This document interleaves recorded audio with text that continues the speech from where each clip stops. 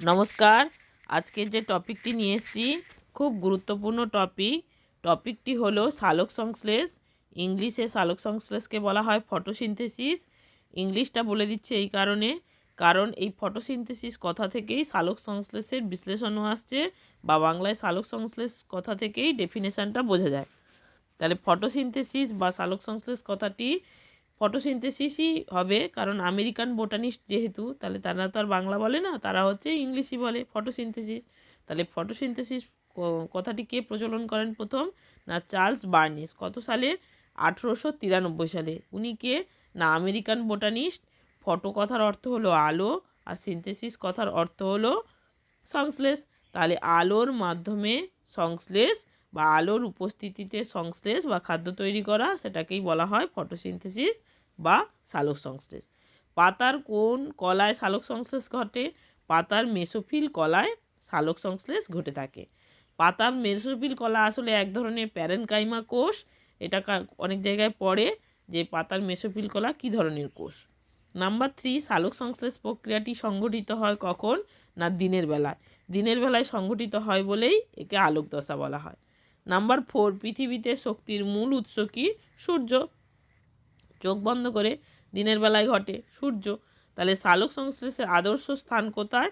না পাতায়। এই জন্যে পাতাকে কি বলা হয়? যে গাছের রান্নাঘর। সালোক সংশ্লেষ সঙ্গে সম্পর্কিত কোষ অঙ্গাণু নাম কি? না ক্লোরোপ্লাস্ট। প্লাস্টিক যখন পড়ানো হয়েছিল তখন বলে দেওয়া হয়েছিল যে ক্লোরোপ্লাস্ট মনে রাখবে যে সালোক সংশ্লেষের সঙ্গে সম্পর্কিত কোষ অঙ্গাণু। নাম্বার 7, সালোক সংশ্লেষীয় একক বলা হয় কাকে? এটা একদম মনে রাখতে হবে, খুব পড়ে, যে কোয়ান্টোজোম। তাহলে কোয়ান্টোজোমকে সালোক সংশ্লেষীয় একক বলা হয়।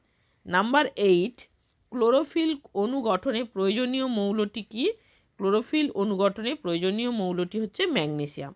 আর নাম্বার 9, সালোক সংশ্লেষ প্রক্রিয়াটি হয় বর্ণালীর কোন রঙে? না লাল এবং নীল রঙে। ম্যাগনেসিয়ামটা মনে রাখবে।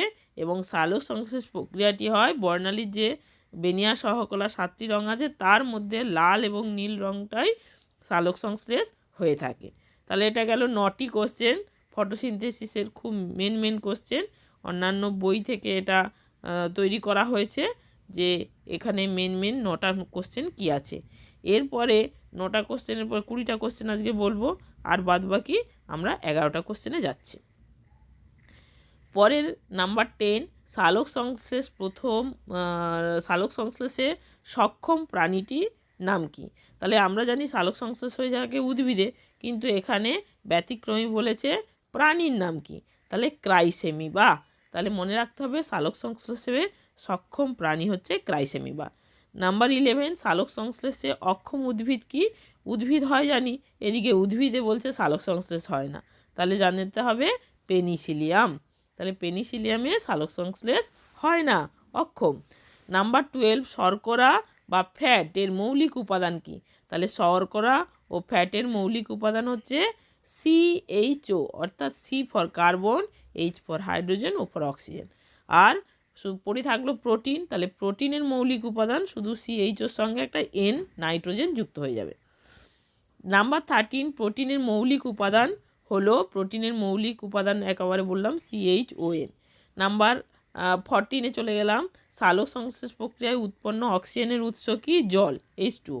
হ্যাঁ, তারপরে হচ্ছে সালোক সংশ্লেষ প্রক্রিয়া উৎপন্ন গ্লুকোজ অণু, অক্সিজেনের উৎস কি? Carbon dioxide. সালোক সংশ্লেষ প্রক্রিয়ায় যে গ্লুকোজ উৎপন্ন হয়, গ্লুকোজের সংকেত কি? C6H12O6। এরপরে নাম্বার 16, সালোক সংশ্লেষ প্রক্রিয়ায় হিল বিকারক কি? না NADP, nicotinamide adenine dinucleotide phosphate. সালোক সংশ্লেষের সময় উদ্ভিদ পরিবেশ থেকে কোন গ্যাস গ্রহণ করে? তাহলে আমরা কার্বন ডাইঅক্সাইড ছাড়ছি, অর্থাৎ মানুষ, পশু, পাখি যা আছে কার্বন ডাইঅক্সাইড ছাড়ছে, সেই কার্বন ডাইঅক্সাইড কে নিচ্ছে? উদ্ভিদ নিচ্ছে। আর উদ্ভিদ খাবার তৈরি করে কি ছেড়ে দিচ্ছে? অক্সিজেন ছেড়ে দিচ্ছে। সেটা আবার কে নিচ্ছে? আমরা নিচ্ছি। তাহলে সালোক সংশ্লেষের সময় উদ্ভিদ পরিবেশ থেকে কোন গ্যাস গ্রহণ করে? তাহলে পরিবেশ থেকে কার্বন ডাইঅক্সাইড গ্যাস গ্রহণ করে। আর অ্যান্টেনা রঞ্জক বলা হয় কাকে? ক্যারোটিনয়েডসকে। তাহলে অ্যান্টেনা রঞ্জক বলা হয় ক্যারোটিনয়েডসকে। তারপরে 19, সালোক সংশ্লেষ এর সময় উদ্ভিদ কোন গ্যাস পরিত্যাগ করে? বলে দিলাম অক্সিজেন। তারপরে 20 স্থলজ উদ্ভিদ মাটি থেকে যে জল নেয় সেই জলকে কি বলে? কৌশিক জল। যখন পড়িয়েছিলাম বলেছিলাম যে কৌশিক জল মিষ্টি জল, তার একটা খুব সুন্দর নাম আছে কৌশিক জল। তাহলে এই 20টা কোশ্চেন শুধু নেই, অনেক কোশ্চেন আছে। মেন এই 20টা কোশ্চেন দিলাম, এর পরের এপিসোডটা আবার কোশ্চেন দেব। তাহলে একটু সামারাইজ করে দিই যে ফটোসিনথেসিস কে প্রথম প্রচলন করেন? Charles Barnes. পাতার কোন কলায় সালোক সংশ্লেষ হয়? মেসোফিল কলায়। সালোক সংশ্লেষ প্রক্রিয়াটি সংঘটিত হয় কখন? দিনের বেলায়, ওই জন্যে একে আলোক দশা বলে। রাতের বেলায় যখন হয় তাকে বলে অন্ধকার দশা। পৃথিবীতে শক্তির মূল উৎস কী? মনে রাখতে হবে মেন সূর্য। সালোক সংশ্লেষের আদর্শ স্থান হলো উদ্ভিদের কোথায়? না পাতায়। সালোক সংশ্লেষের সঙ্গে সম্পর্কিত কোষ অঙ্গাণু কী? ক্লোরোপ্লাস্ট। তাহলে এইগুলো একটু মোটামুটি